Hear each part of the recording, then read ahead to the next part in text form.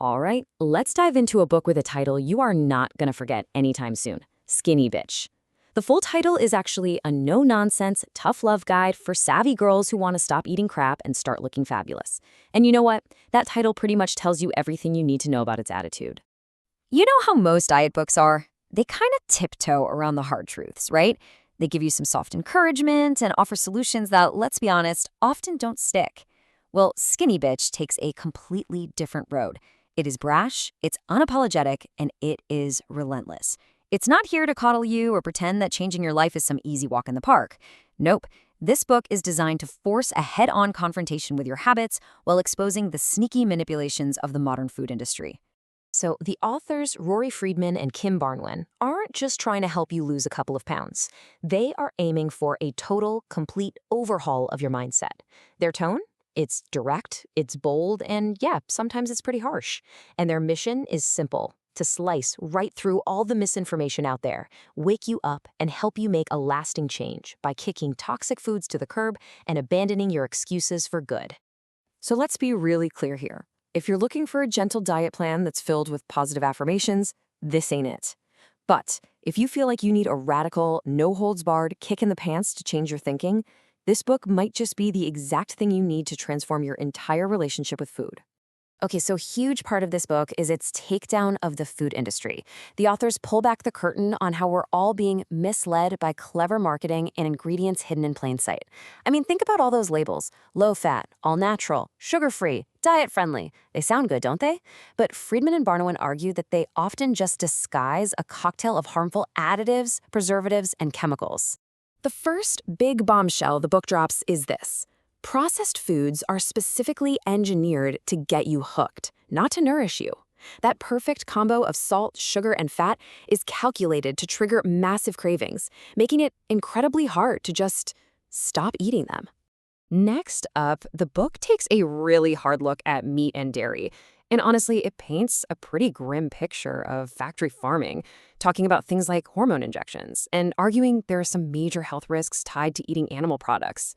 And then we've got sugar. The authors call it a hidden enemy, mainly because it sneaks its way into everything, from your breakfast cereal to your pasta sauce. And all that hidden sugar contributes to weight gain, inflammation, and some really serious metabolic issues down the road. Now, here's something that might really surprise you. The book argues that artificial sweeteners are actually even worse for you than real sugar. Yeah, you heard that right. It points to links between a lot of those sugar substitutes and things like neurological issues, digestive problems, and, get this, increased cravings. And finally, just when you thought you were safe, your daily coffee and that evening glass of wine aren't off the hook either. They might feel like absolute essentials, but the book delivers a stern warning about their negative effects, everything from dehydration all the way to premature aging. So after basically tearing down every mainstream diet and food group, what's the actual solution? Well, Skinny Bitch lays out a completely plant-based diet, one that's rooted in whole organic foods. And while other plans might preach moderation, this book's philosophy is simple. If something is bad for you, it has absolutely no place in your diet, period. The whole approach is built on 5 key essentials. First, embrace whole foods. That means fresh fruits, vegetables, nuts, and legumes become the foundation of every single meal. Second, go organic whenever you possibly can to avoid all those pesticides and chemicals. Third, eliminate processed junk, and they mean entirely, no exceptions.